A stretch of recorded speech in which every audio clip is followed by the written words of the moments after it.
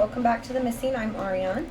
This channel is started and dedicated to my uncle Mark, who went missing from New Mexico in 2001, and to this day we have not found him. We do try to feature a missing person case weekly, which we will be doing on Sundays, and on Thursdays now we've started a new series called Let's Talk Murder. This past Thursday I did not post a video, so today I'll be posting 2 videos. So this is our Let's Talk Murder video.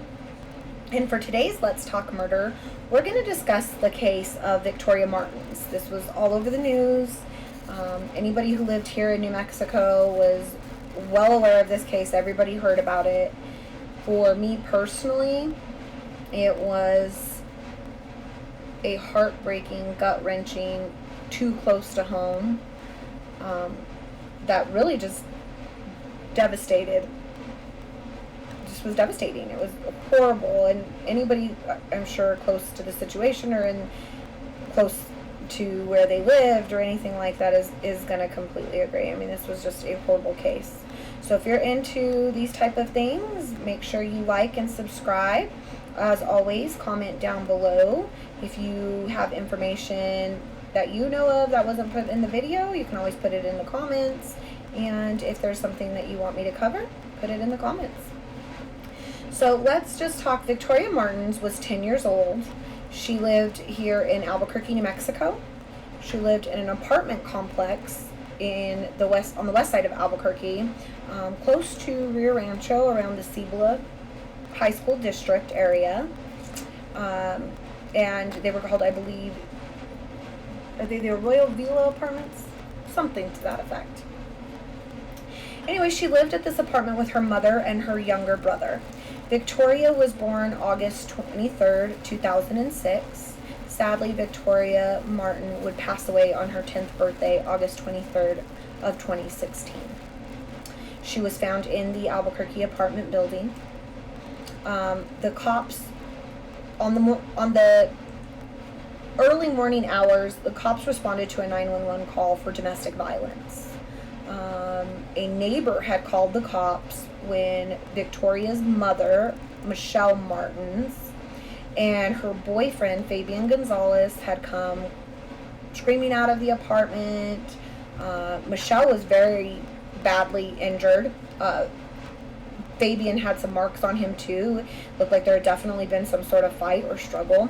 Neighbors heard the commotion, and I believe it was Michelle who ran to a neighbor's apartment, and the cops were called. Okay, so they were called for domestic dispute. At this time, Michelle was 35 and her boyfriend Fabian was 31. Now, Fabian and Michelle, it's my understanding, they had met online and they had started dating and were dating about a month and a half, I believe is what it said, when she allowed him to move into the apartment with her and her son and daughter. And I believe Victoria's younger brother was 6 years old at this time. And so she was no longer with the son's father. They had separated, but she shared custody with his biological father. And Victoria's father was not in the picture. So on this particular day that the cops were called to their residence, the little boy was on visitation with his father, so he wasn't at the apartment for any of this, thank goodness.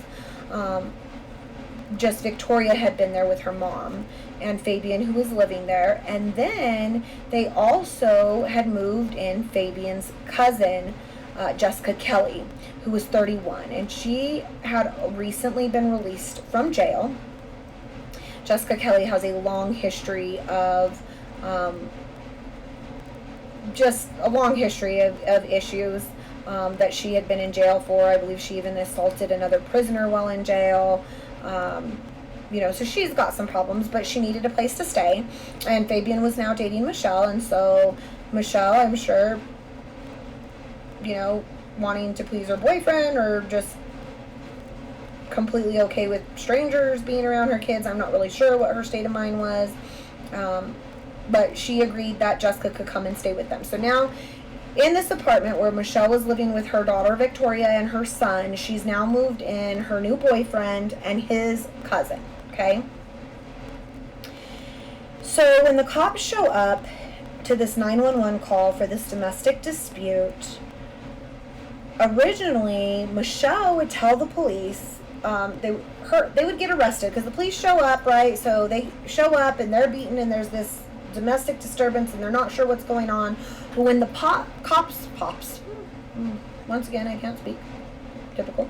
When the cops went upstairs to the apartment, Jessica Kelly, the cousin, had jumped over the balcony, I guess, to get away from them and had broken a leg. So she had been arrested, trying to escape. And when the cops went into the apartment, they would discover the dismembered remains of Victoria Martens. She had been dismembered and thrown into a bathtub where they then had set her on fire to try to clean up the mess, I guess, right? So they're trying to dispose. Now, when I say they, it's because this case goes all over the place. So when they first discover her body, they arrest her mother, the boyfriend, and the cousin. Michelle would go on to tell the police that she used to, I guess, supposedly she had an issue where she would go online and she would meet these men and that would be interested in, assaulting her child. Okay, she said that she would let people do that. That numerous men, I guess, had assaulted her young girl with her permission. Whether or not that's true, I don't know. And the reason I say that is because Michelle would also tell the police that at first she said that Jessica Kelly came into the bedroom while her and Fabian were sleeping and attacked them with an iron. Okay? That she was just out of her mind and she just attacked them out of nowhere. Then Michelle would change her story after being arrested and would say that they had all three been in on Victoria's death. That she had sat by and watched while Fabian and Jessica Kelly had injected the little girl with meth, I believe she said, and had sexually abused her, both of them. And that she sat there and watched for gratification, is I believe what the police report said. Which is so disturbing and sick. So now the police are like, okay, well, the three of them have done it. This is all on them. Fabian, the whole time, was like, I didn't do anything to her. Absolutely not. I was not involved. So, they would be arrested for murder, tampering with evidence because they cleaned the mess up and had tried to dispose of the body. And they had found different pieces of her clothing, I believe, in trash cans and things around the house, right? Well, then it would later come out that after the police would start investigating and they would start pinging phone records and stuff, it was discovered that, in fact, Michelle Martens, the mother, and Fabian Gonzalez were not even at the apartment at the time of Victoria's death. So it would come out that apparently Fabian and Michelle, the mom and the boyfriend, had taken off to purchase drugs, I believe. And according to their phone records, their phone records indicated that they were nowhere near the apartment at the time of the death, that they were off purchasing these drugs. And the cousin, Jessica Kelly, would testify in court that while they were gone purchasing drugs, that some man would come into the apartment and make a statement to the effect of something to the effect of he was coming for revenge against Fabian, because I guess Fabian was involved in some type of not only drugs but gang violence and things like that. And so Jessica Kelly would say that she didn't have anything to do with her death. Fabian and Michelle didn't have anything to do. Some strange man came into the apartment while Victoria was sleeping, and Jessica was super high, so she didn't really know what was going on. She didn't recognize the man, that he was in a nice suit, and that this unknown man raped and killed Victoria. And that, she just freaked out. Well, Fabian would say that when him and Michelle came back to the apartment after purchasing drugs in the evening, that as they were pulling up, Jessica Kelly, the cousin, was carrying Victoria down the stairs wrapped in a blanket. And that when she saw them, she turned around and went back upstairs. And I guess put the baby back in bed. Either way, they were able to, let Michelle think that she was asleep or something. Because according to his story, they would then go on to eat tacos. And he and Michelle would, I guess, be intimate and do their normal relationship things, and that it was later on after that then they decided to dispose of Victoria's remains, and that Michelle really didn't know anything about it. Okay, so the mom doesn't really know anything about it, they say, but yet she's over here saying that she's watched it all happen. And so her story is completely different than his story, which is completely different now than Jessica Kelly's story. What the DNA evidence and forensic evidence that I once again can't talk would come out and say is that there was in fact DNA from an unknown male source on the child's body. So there was another male involved, which kind of adds up with Jessica's story. Some unknown man in a suit just comes into the apartment, kills the little girl, gets revenge on Fabian. He should have never messed with him, whatever. And then, because she was high, she freaked out.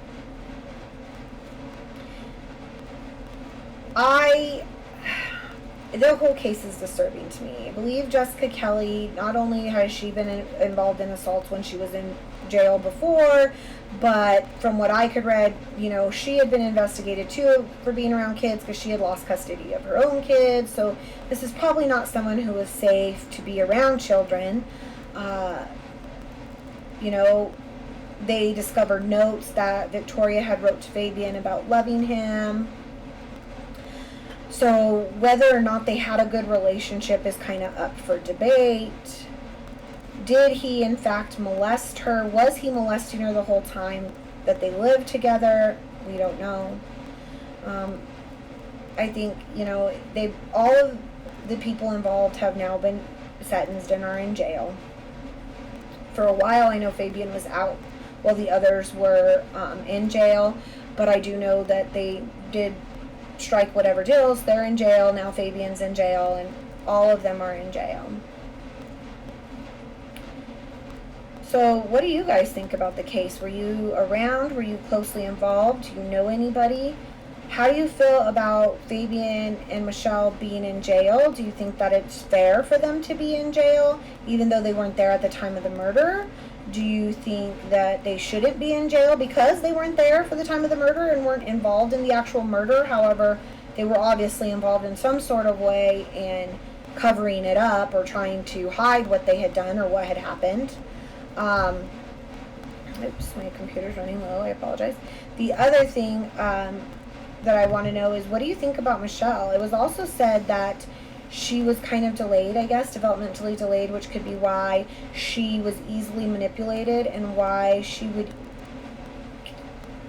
confess to a crime that she really wasn't involved in and make such an elaborate story, be taken advantage of. Do you think that, this is a case where a mom was just taken advantage of and the daughter ended up being the victim to that? Or do you think the mom was really like this and involved with these men that she would allow to abuse her child? What are your thoughts? What do you think? Did you know them? Do you know someone like them? Is there a child out there that maybe is going through the same thing and you see the warning signs but you're really not sure what to do or what to say?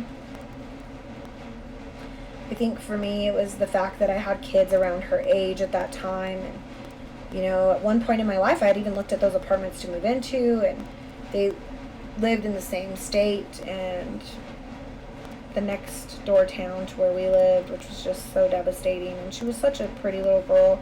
Neighbors said she was such a delight. She was like this sweet, young, vibrant child whose whole life has been shattered and ripped away, and it makes me so sad. I don't understand how anybody could do this to a kid.